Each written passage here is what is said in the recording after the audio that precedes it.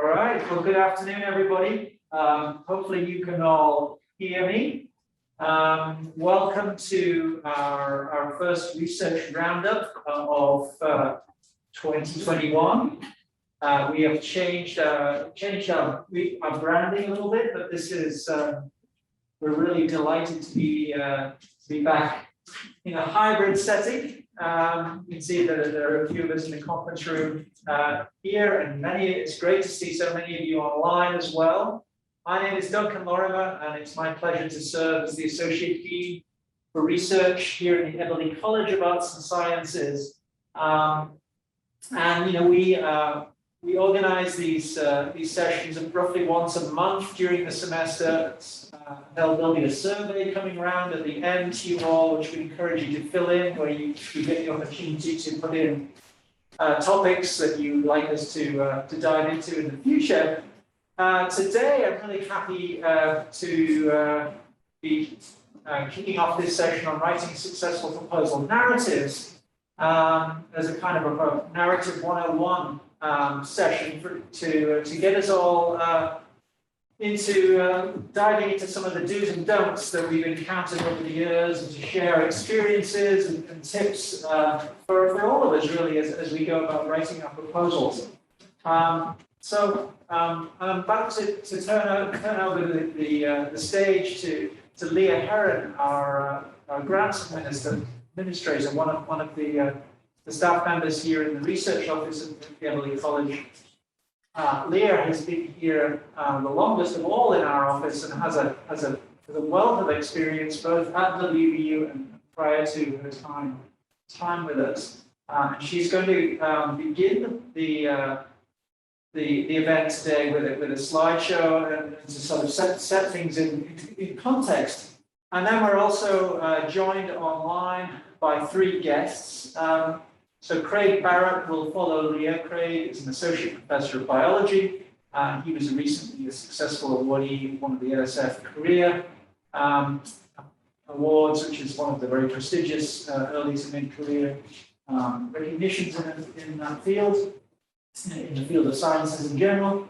And then we're also delighted to have also on the line from the WVU Research Office, both Sheena Murphy and Melanie Page. So Sheena serves as the Associate Vice President for Research and Development. She's also a Professor of Physics and Astronomy. And Melanie Page serves as the Associate Vice President for Creative and Scholarly Activities. So between the two of them, they span the research and scholarship across the university, and we work very closely with them in our office. We're delighted to have their insights as well. So without further ado, I will turn the stage over to Leah. Thank you, Doug. As Doug indicated, this is a little bit of an experiment, doing this in a hybrid fashion. So we're hoping that the mics pick up well, but please do let us know if you're having any difficulty hearing. If you have any questions, please place them in the chat or raise your hand. Craig has limited time today. Unfortunately, we have to let him teach. And so I'd ask you, if you can, hold your questions until after he talks. So I'm going to talk about mostly issues that come up pretty much on a daily basis. I review narratives. I've reviewed hundreds and hundreds of narratives. And you're going to hear some of the comments I often write in the margins today, good, bad, and the ugly that we see. So the first thing I want to talk about with regard to narrative writing is stop. Don't write your narrative until you've done some other things first. And that is knowing what you're getting yourself into. So the first thing you're going to want to do is read the RFP. And I know Melanie will talk a little bit more about this, but read the RFP again, and read it again. Know what the expectations are for what you are submitting. Know what the criteria are, how it's going to be reviewed, what kinds of reviewers you're going to have.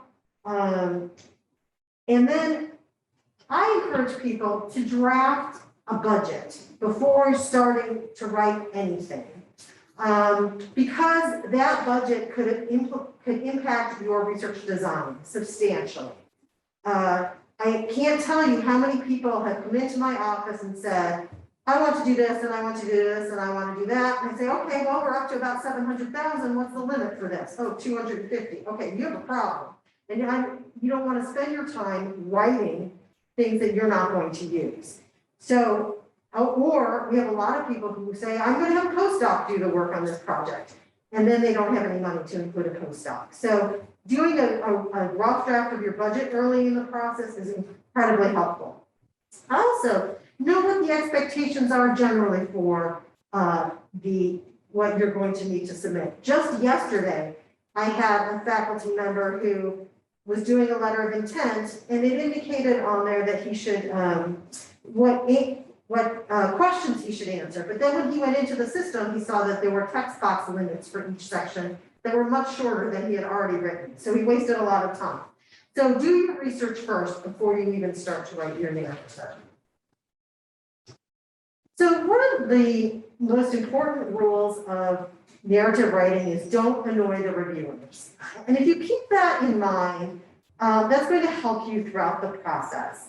You want the reviewers to when they read your narrative, to find everything in the order they expect to see it in. You want everything to be easy to find.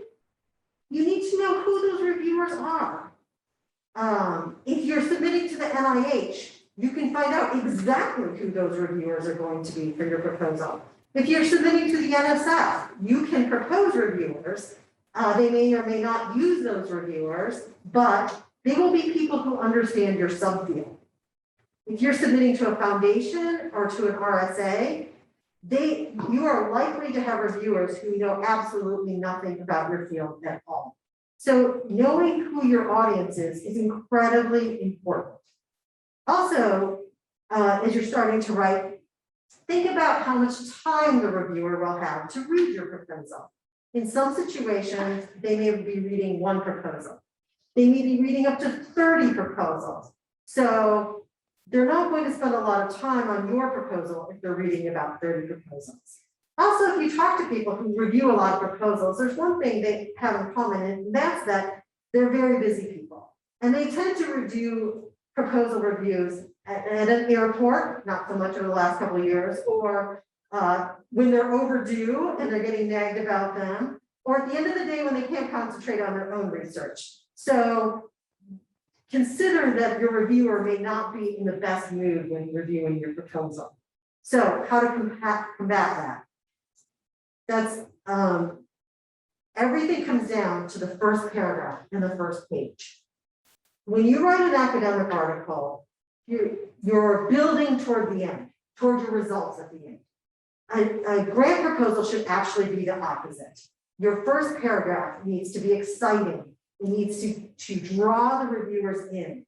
You do not have an opportunity to slow build your text. If you don't have those reviewers engaged on page 1, they're not going to be interested in reading the rest of the proposal. And this is particularly important when you have a panel that is reading a large number of proposals. They are going to triage on their own. And if they're not excited about what you're doing on page 1, they're going to move on to the next proposal. So I recommend to people that they write that first page and that first paragraph multiple times, especially for short proposals, like a fellowship. You may write that first page and first paragraph 5, 6, 7, 8 times. It's got to be perfect. So keep that in mind as the most important part of your proposal. The next thing to really consider is, do not do this on your own. Have as many people as you possibly can review your proposal. They will catch different things in the proposal. I recommend that you find people in your field to read over your draft, and it does not need to be done before you have people read it over. You can even say, please read over this part, or this is a draft. Get people with content expertise to read it. Have people who are experts on grant proposals read it. I recommend that people in our college have us review their proposal 3 times. Once at the beginning, when it's a rough draft, to make sure they're in the right direction on things, make sure there aren't any significant problems. We don't line edit at that point, but maybe we will tell them move this section here and that there. This is a problem. This is something you should, write more about. If you can find methodologists that have similar methodology to yours to read over your proposal, that's helpful. Oh, I'm sorry, back to 3 times. So that's the first time we read it. Then we read it when you think you're done, to give you changes at that point. And then we like to give it a proofread at the very end if possible. So 3 times from our office, but also meanwhile, content specialists, methodologists, and then just anyone. I have asked people who are writing for very general audiences, find a teenager or a child to read your proposal, because if they don't understand it, someone outside of your field isn't going to understand it. The other, I write on here, proofread.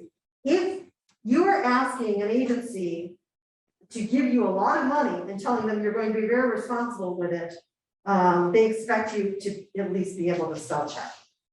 So we're going to talk about some common issues that we see with proposals.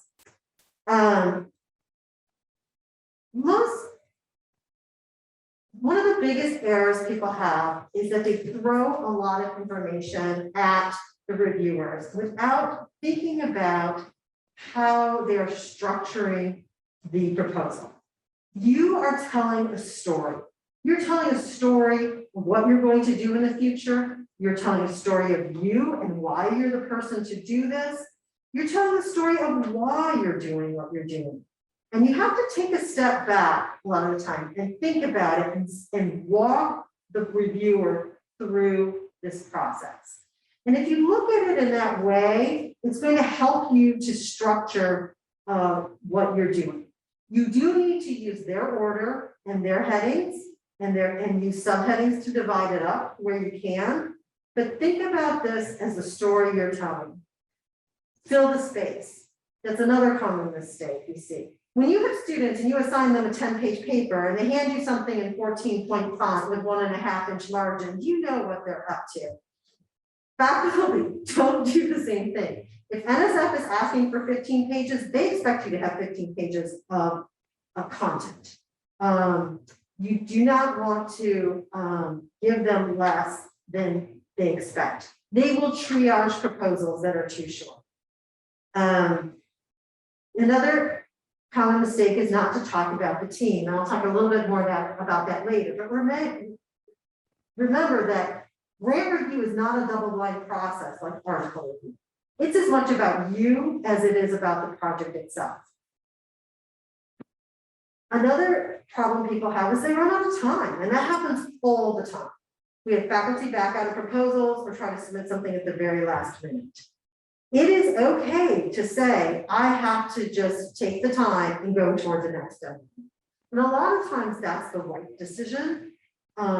Be realistic about how much time it's going to take to get your proposal together and all the parts together. And if you can't do it, don't submit something that's going to embarrass you, because the reviewers may see it again, and you don't want them to be influenced by what they saw before. So another sort of rookie mistake is that newer faculty are well known for trying to make the scope of the project bigger than they can do in the time and for the funds that they have. So be realistic about the scope of your project. A little bit about precision.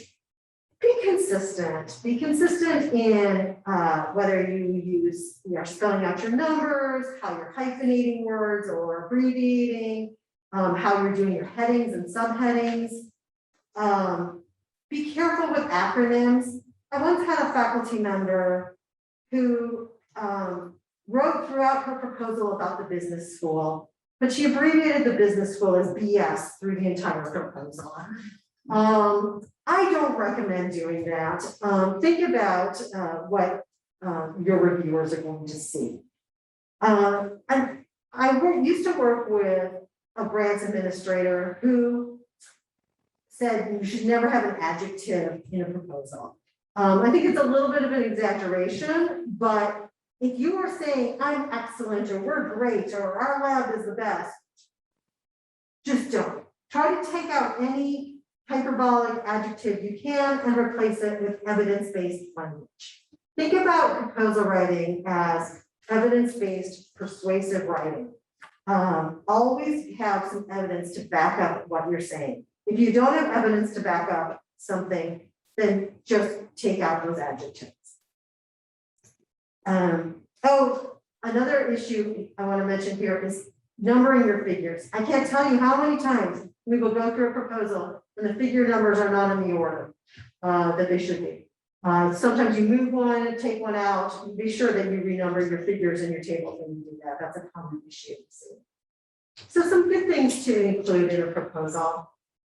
Pilot data, and I use the term pilot data very broadly. Even in a humanities proposal, you should have pilot data. That could be some previous work, it could be some related work, it could be an article that a book chapter arises out of. So think about, obviously in the sciences, you always have pilot data in the proposal, or should, but any type of proposal should have something to show what you have done previously. Figures are great. They show you really thought this through and spent some time on it. Information about your team. So I want to bring that back up again, because that is something that is often missing from proposals. A lot of times we'll get a proposal and it'll just say the PI this and the co-PI that, and it never even mentions who you are. And who you are is essential to the question of whether it is feasible for you to do the project. I could submit a grant proposal saying, I will choreograph a dance performance, but I don't know anything about dancing, right? And I don't know how to choreograph anything. So that's why you have to look at it from the perspective of the reviewer and say, well, is this the right person for the project? Is this the right team for the project? And in some cases, certain kinds of fellowships, they're really only looking at who you are, and they're not even looking that much at what your project is about. And that's something to find out about. If you're submitting to something, to an agency or to a foundation that you haven't submitted to before, definitely talk to the grants office, talk to us. If you're in our college, about things we know that are idiosyncratic to those funders, because who you are could be even more important. But really talk about who you are and call yourself, co-PI Joe, Smith or whatever, so that you show throughout the proposal who is doing what and who is the team. Importance or significance is really important in every field. Just because something hasn't been researched before doesn't mean it should be. And so the importance of your project, the significance of your project is something that is really crucial to include in your proposal. I'm going to talk a little bit about the lit review, because this is where a lot of people, I find, get stuck. So there's a couple ways to do your literature review. If you are, for example, doing an NSF social science proposal where you're looking at a broad theoretical contribution, then you're probably going to want to do your lit review in sort of a funnel shape. If you're doing a lit review in a humanities project, you're going to want to do it in a donut shape. And let me kind of explain what I mean by that. So for people say, I have all this literature and how do I get it into the order I want it? And how does this make sense? So if you're providing a broad theoretical contribution, then if you look at it like a funnel, like you're looking at the broadest literature first, and then narrow and narrow and narrow until you get to the literature that's specifically about what you are doing directly. And then your project should basically come out the end of that funnel. So think about it as narrowing and narrowing as you get through the literature. And then donut approach is looking at what is the literature that is kind of around my project. So things on the edge that don't, where are you, and then what is the gap that you are filling in the middle that everything around it is just slightly off. So it could be it's a different area geographically that it's covering, it could be approaching it from a different methodological perspective, it could be, but you have to show that you know that literature and you know what's out there. Your literature review needs to be up to date. We do get feedback a lot of times that you're missing something. So if you think somebody could be reviewing your proposal and they published on this recently, make sure that's in there.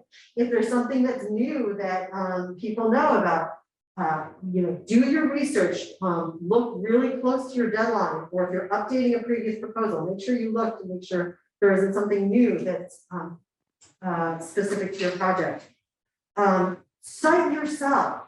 If you don't have anything you've done in the field that relates to the project you're proposing, think about if you're the right person to do it, or if you need to bring in other people as well. I highly encourage people, and I know this can be field specific, but if you can, use parenthetical citations, because the reviewer can quickly look and see, okay, they've addressed who I want them to address, they've included themselves here. They're not going to look back and forth in your list of references while they're reviewing your proposal. So show them that you know what's out there, and that you're a part of what is out there.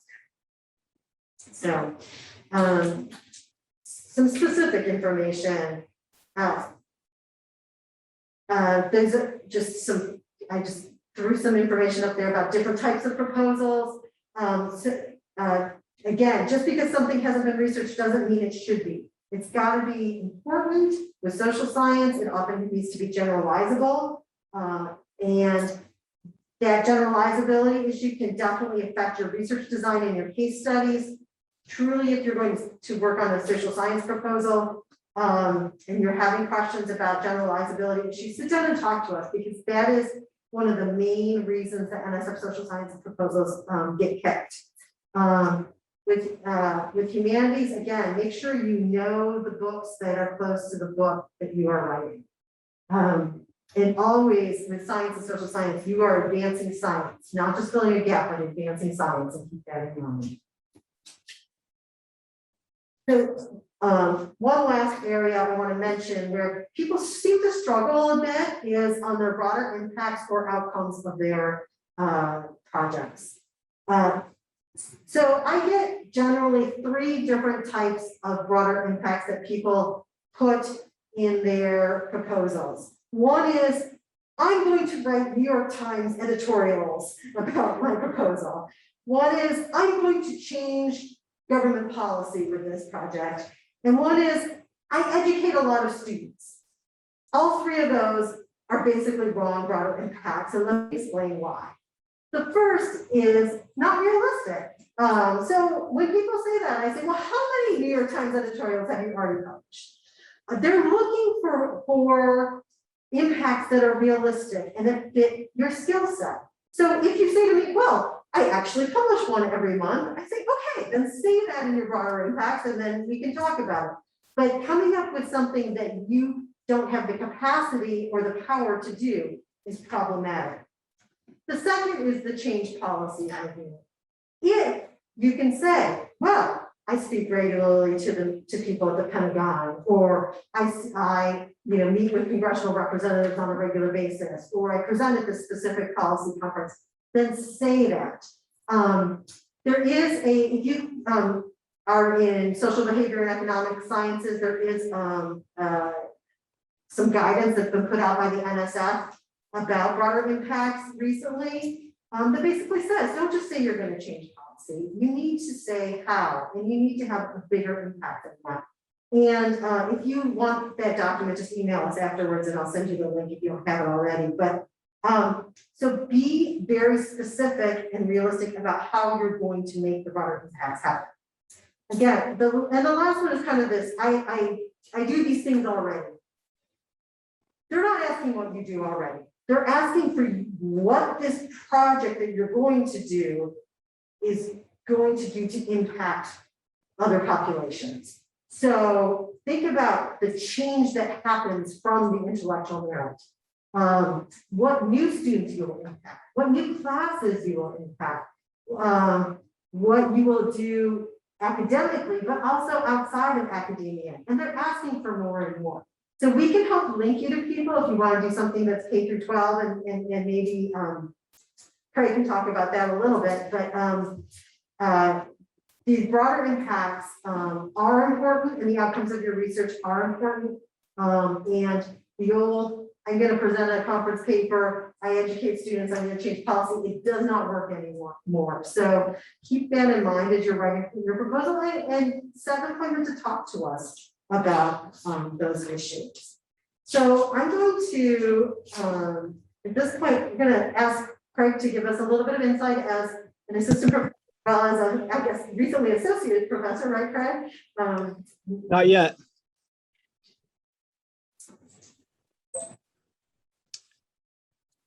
Can everyone hear me? Yes. Okay, great. No, I'm going up for tenure right now, so Sorry. hit me at an interesting time here.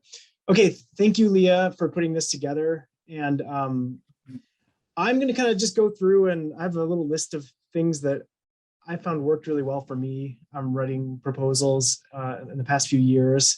I'm going to reiterate a lot of what Leah said because it's really, really important. So you may hear certain things twice here, but that's because they're really important in my opinion. And the first thing to remember is that, you know, writing is your job. So plan to spend part of every day doing some kind of writing. I'm not talking about email or writing on Slack or texting or anything, but like writing is your job, and that's the most important thing you do. And so give it the amount of time that you need to be successful, right? So think of it that way. You're going to be doing this every day. And so when you're writing a proposal narrative, and Leah said this earlier, but I can't stress it enough, is upfront, you need to identify the knowledge gap, and you need to establish why what you're proposing to do is significant and how it's going to, say, advance science or advance knowledge in your field or in some other field, right? So you really need to frame this in the bigger picture and get the point across right at the beginning.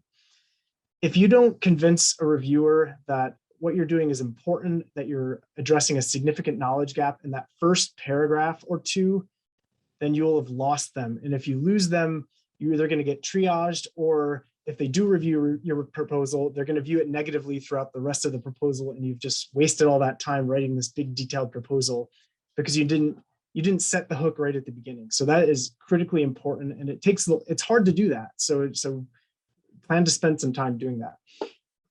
The other thing to think about that Leah mentioned as well is, like, you know, what makes your proposed work unique? You know, they're going to be reading a big stack of proposals, you know, maybe 10, 20 proposals.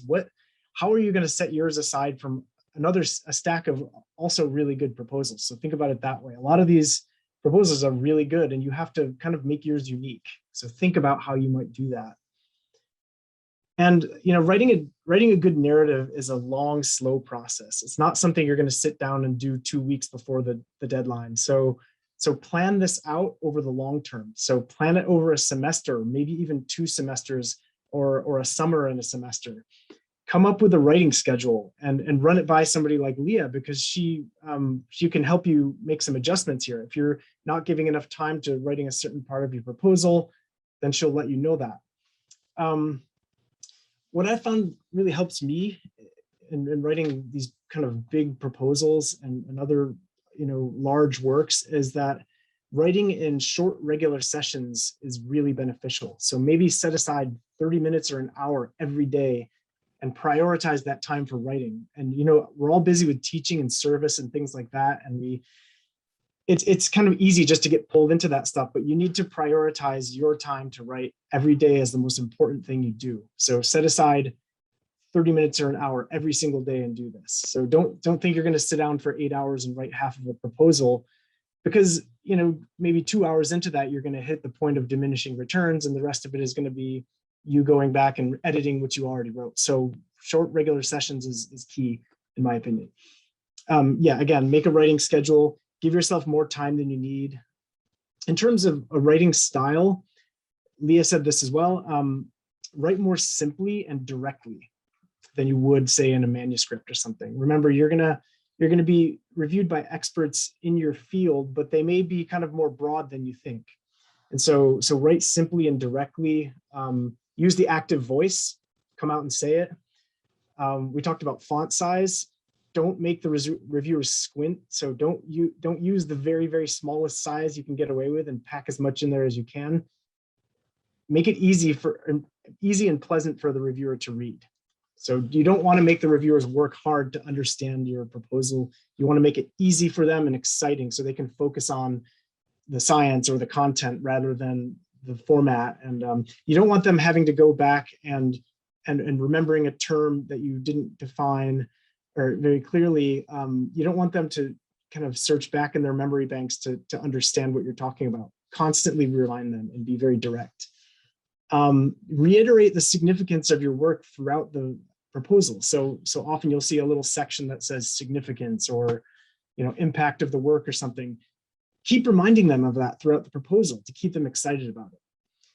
And in terms of choice of language, I would avoid using vague or weak language. Use more strong and decisive language. For example, don't propose that, you're going to help understand something, or don't say things like, we believe X influences Y. Don't say we're going to assess something.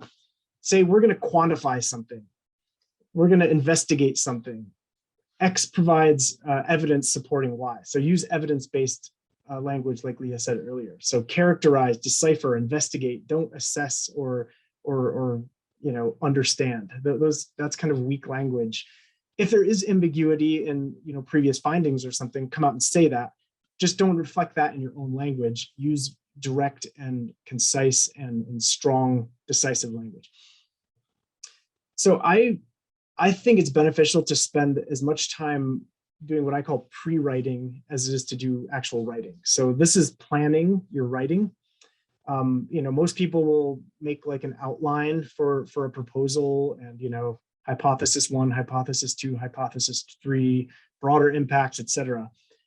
I wouldn't necessarily do it like that. Don't make it a list because then it looks like a list. So what you want to do is you want to plan for a very integrated proposal. And so, we talked a bit about broader impacts. So for example, when I was writing an NSF career proposal, broader impacts are just as important, if not more important than the research aspects of the proposal. So you really have to knit these things together. So your research should feed into your broader impacts, and your broader impacts should feed back into your research. And so I like to think of this like a pretzel or like a Celtic knot or something, rather than a bowl of spaghetti with a bunch of loose ends. So really, really try to integrate things. And that starts at the planning stage. So plan how you're going to integrate your research and broader impact activities, and think about that from the start, and that it'll make writing the proposal a lot easier, and it'll be more exciting for the reviewers to read. Okay, so the last thing I want to say, i.e., reiterate, is that get as much feedback as you can from your colleagues. Close colleagues in your specific field are really helpful in some ways, in terms of methods and data interpretation, et cetera, but also get somebody who's a non-expert. So I had somebody in chemistry read mine, and I'm in biology. No research overlap whatsoever, but if they can't understand it, then the reviewers reviewing your proposal might not be able to understand it either. So it's good to get some kind of external perspectives. And the last thing I want to say is take advantage of the resources you have. You have wonderful staff in the Eberly grants office. Leah and the graduate assistants who work there are all amazing. And, I use them a lot in writing my proposals. Your colleagues want you to succeed. Give them a proposal at various stages and have them give you some feedback. So they want you to be successful. Remember that. You don't have to do this alone. So, and if you ever want to reach out to me, please feel free to do that. I'm happy to give you advice or look over a proposal, even if you're not in my field. I think it's helpful. So that's all I wanted to say. And I've got to run for class. I can stick around for maybe 5 minutes, but then I'm going to hop out of here. But it was nice to see you all, and best of luck. And please reach out if you need any help. Does anyone have any specific questions for Craig before they have to go? One thing, if anyone wants to type a question in the chat box, but let me ask Craig to talk about his experience. You worked with the STEM Center on your broader impacts. If you could mention that a little bit. Yes, I worked with WV Teach and the STEM Center here at WVU. what I'm proposing to do is actually go into high school classrooms and high school biology classrooms and kind of do a 2-week module with the students, focusing on genomics and bioinformatics, where they kind of craft their own hypotheses. If I were to just try to do that kind of by myself without any kind of guidance, there's no way this would have gotten funded, and I would have had no idea what I was doing. I don't know what I didn't know what the West Virginia 10th grade biology standards were. I needed other people to help me find out what these were. And, I even was in contact with a local teacher to try to think about how we might actually implement these in the classroom. So this is going to take a lot of planning, and you can't just give broader impacts like this lip service. You have to really plan and show that it can actually work. And please take advantage of the infrastructure we have here at WVU, which is very good and very professional, as you think about broader impacts, whether that's through education or outreach or whatever. Question came up, Craig, and I'll throw it to you. And that is, what is the tolerance for jargon? And you're in a field that probably has more tolerance, but if you want to talk about that a little bit from your experience. Sometimes you have to have jargon. But if you do, if you have a term that's like this really long or complicated word, or if it's an acronym that you just can't get away from using because you're going to use it 200 times in your proposal, it's fine to do that, but keep defining things for people. Don't make them have to go search somewhere else in your proposal to remember what a term is. So keep reminding them. If you do have a lot of acronyms or jargon, you could even make, I've seen people do this, you could even make like a small table or something that defines them, but I would try to avoid it as much as possible and write in plain English. And if you're going to be using a term 200 times, fine, go ahead and abbreviate it, but maybe remind people more than once of what it means, because if you lose a reviewer on jargon or terminology early on, they're not going to want to do the work to go back and find out what that term means. They're just going to kind of roll their eyes and clench their teeth, and you're probably not going to get a good review. So try to avoid it as much as possible. Sometimes it's unavoidable, but if you have to use some term repeatedly, keep defining it and keep reminding people what it means. So again, to reiterate what Leah said, make the reviewer's job easier, not harder. I once had a proposal rejected largely on having too many acronyms, and it was actually a proposal that included a list of acronyms as one of the attachments, so as a requirement. But they still thought there were too many acronyms, even though they expected them so much that they had you attach a list of them. So that was interesting. Any other questions for Craig? We'll let him teach. Right. Thank you so much, Craig, for joining us. We know you have to run to class. I'm going to ask Sheena to speak next, and we'll pull up the slide. Thanks, everybody. Thanks, Craig.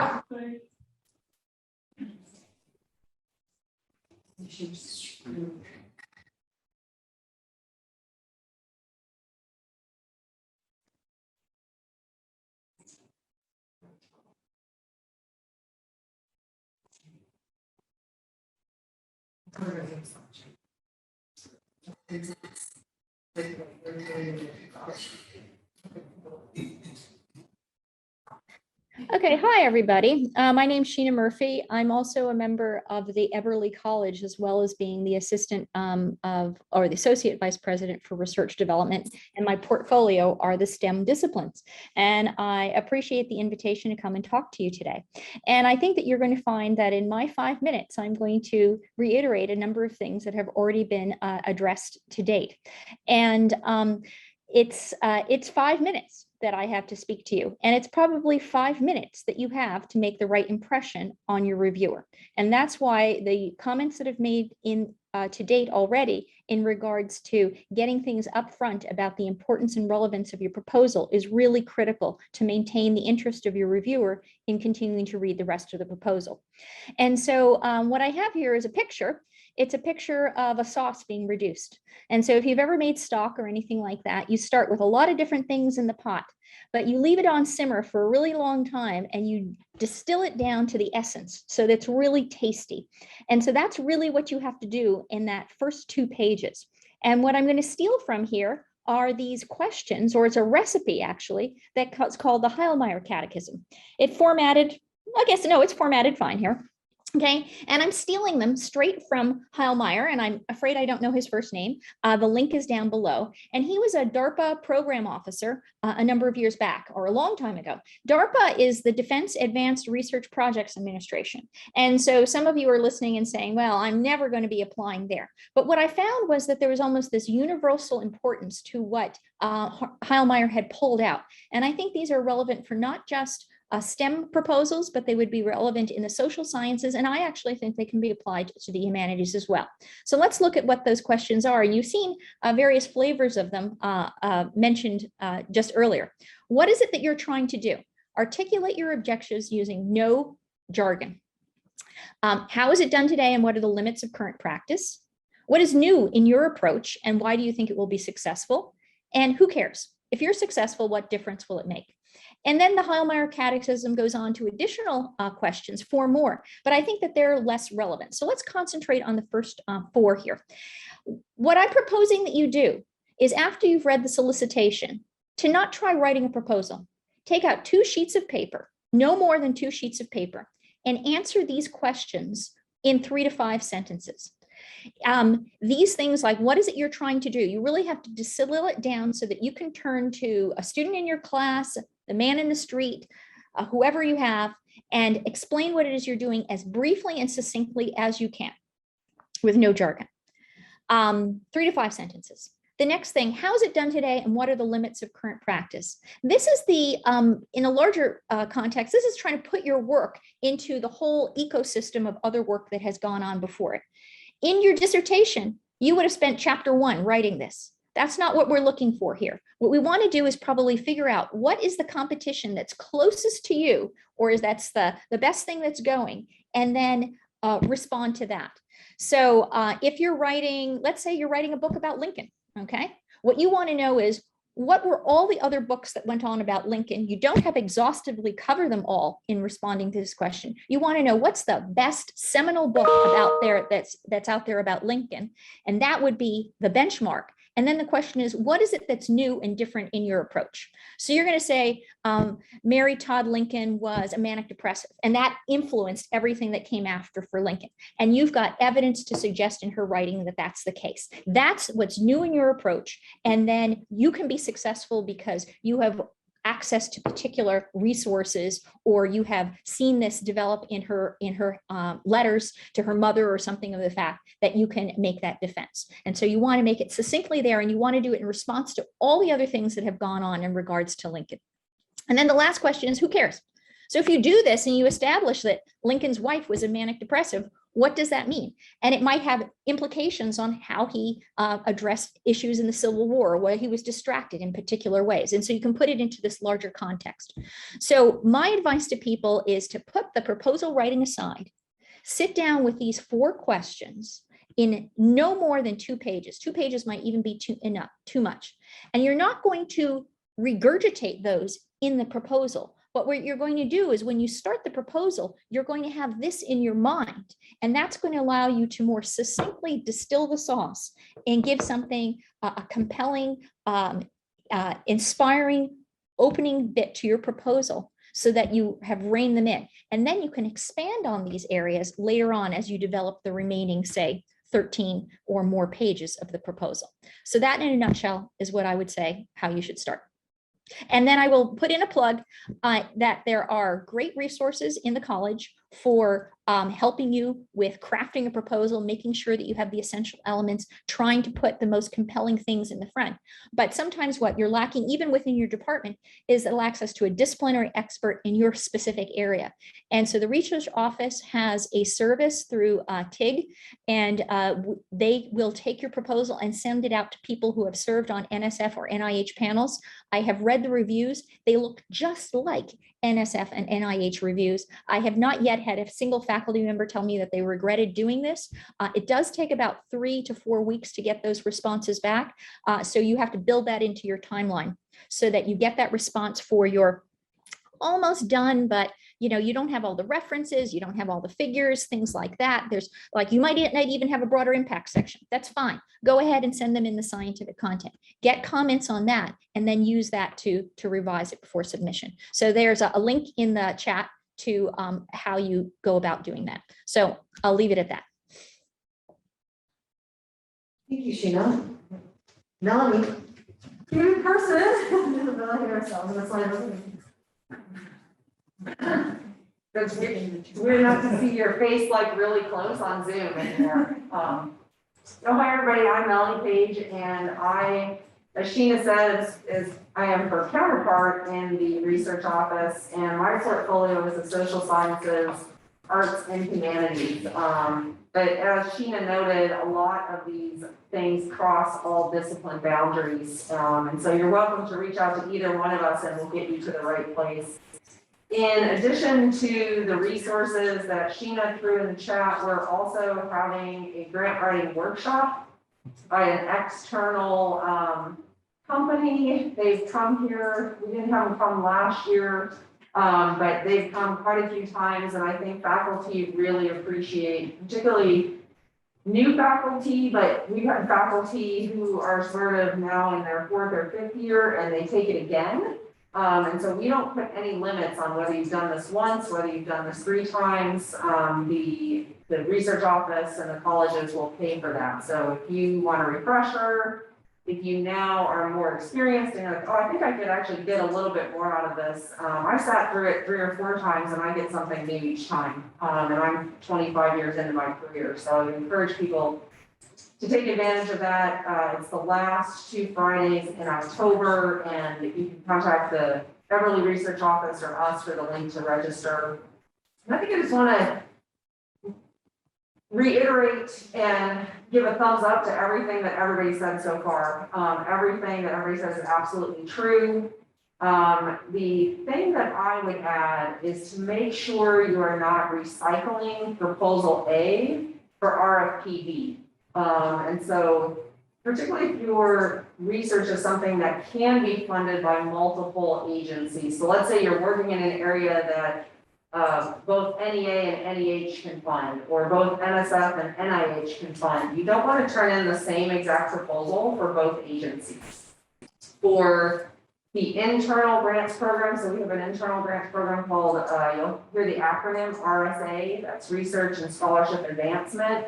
You don't want to take your NIH grant, cut down some pages and submit that. Because the RSA grant is it has to be understandable to anybody across the institution. And so you'll have, if you're in biology, you might have somebody from theater, somebody from geology, and somebody from the School of Medicine review your proposal. And so really emphasizing how important it is to know who your audience is and to write to that RFP. I think Leah sort of touched on this in the beginning with the language that's in the RFP.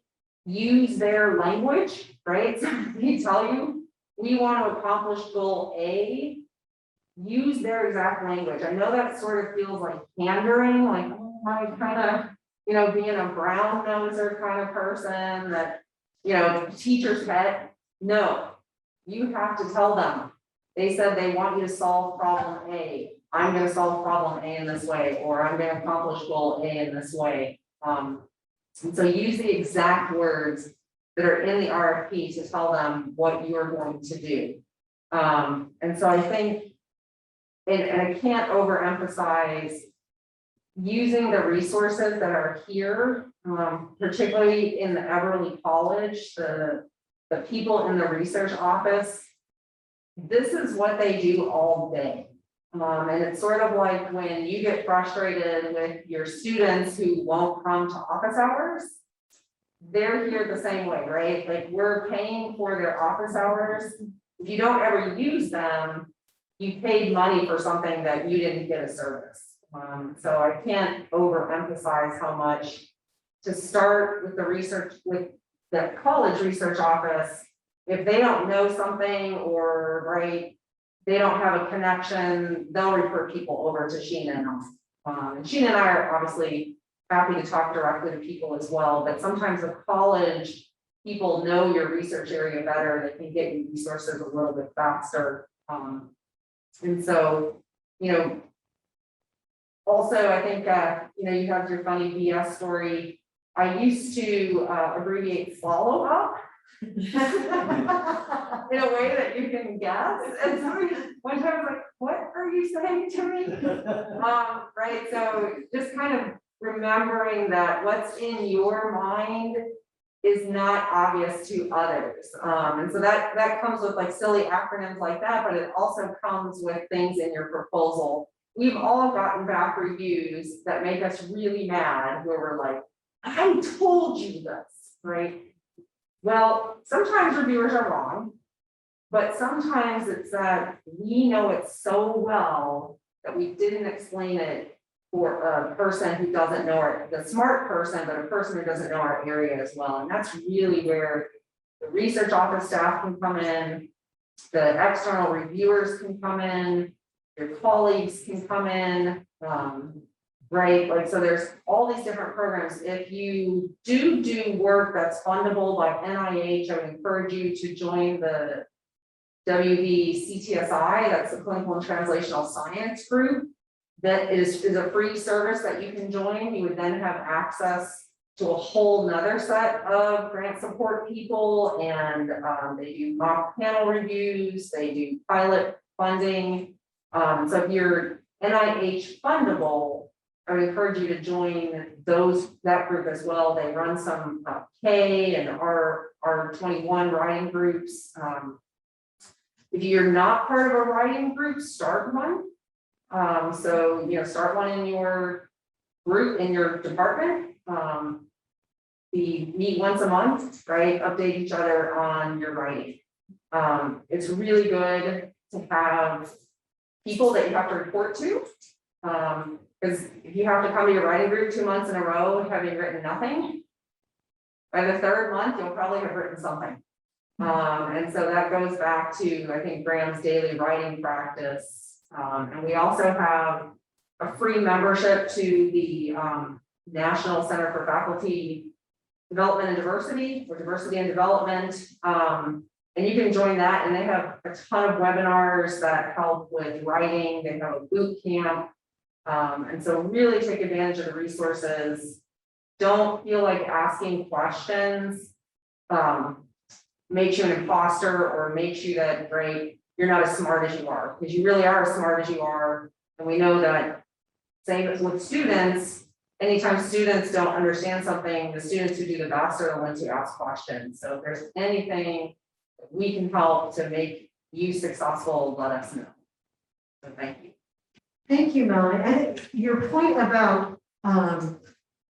the reviewer not understanding what you're saying is so key. And that's something to really think about, the difference between what's in your head and what's on paper is huge in a lot of cases. And in fact, just this week, I had a faculty member, I wrote and I said, I don't understand what you're saying here. This doesn't make sense to me. And she's like, I'm trying to say this and I'm trying to say that. And she writes me back this email and I said, why aren't you saying this? And then she's like, OMG, as I was writing the email back to you, I realized this is not on paper and this is what I need to be putting in. And she ended up completely rewriting the first 2 pages of her proposal at that point in time. But you'd much rather have Leah tell you that, and you can disagree with feedback, right? Like, so, but then go and spend 24 hours and be like, oh, right, that really is a legit point. You know, I was part of a big 13 state team on a $5 million proposal when the feedback was, we don't understand what data you're collecting. And we're all like, what? How could you? So, you know, all of us are mad, but the reviewer didn't understand what we said, right? That was a $5 million proposal that we didn't get. And so we'll have to go back and revise it and think about it. And, you know, we didn't take advantage of any of these services because we put it together at the last minute. And as I was walking over here, I was thinking, wow, I did everything wrong and didn't get the money, right? So that's probably some proof that doing everything right would lead to a better outcome. So, just encouraging everybody again to really give themselves the time necessary to put forward a competitive proposal.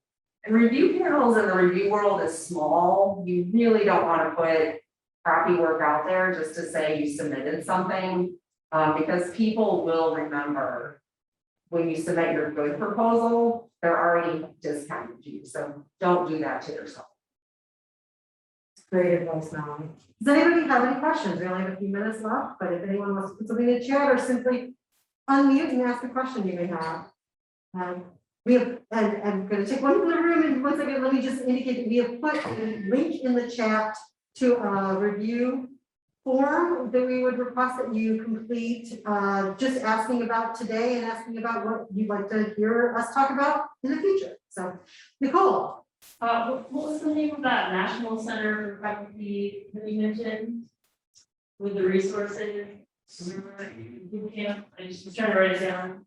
I believe it's National Center for Faculty Diversity and Development.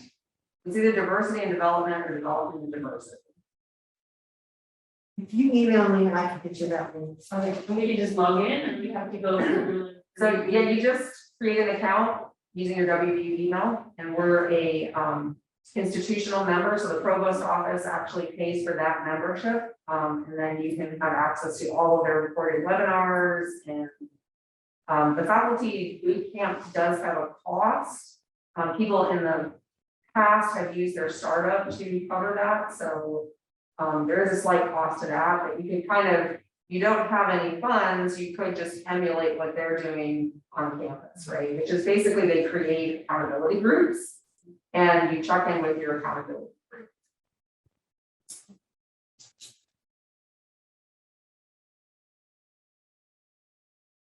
Any other questions? Please do fill out our survey at some point in the near future. We really appreciate that. I'll give you guys a chance to write a couple other questions, but let me pitch a couple other things as we're waiting. If we can get technology to work here. Thank you for your patience. We have 2 upcoming research roundups. October 12th is the next one. We're going to talk about attachments. If you are planning an NIH or an NSF in the near future, I highly recommend attending that roundup. They are making substantial changes to their attachments, and you're going to hear all about the new rules as well as maybe some old rules and some advice on what to do for your attachments. And our November 16th roundup will be with the post-award staff here in the college, and we're going to talk about what you should know if you are funded, but also what post-award issues affect what you do as you are preparing your proposals. So it's some advice about cost share and buyouts and all kinds of information that you'll want to know as you go forward on proposals. So, does anybody have questions? Everybody's going back to right after this. Yes, thank you very much, Mia, and all of the panel members today for their contributions. There's lots of sage advice, and this recording will go online. You can catch up or replay it later on.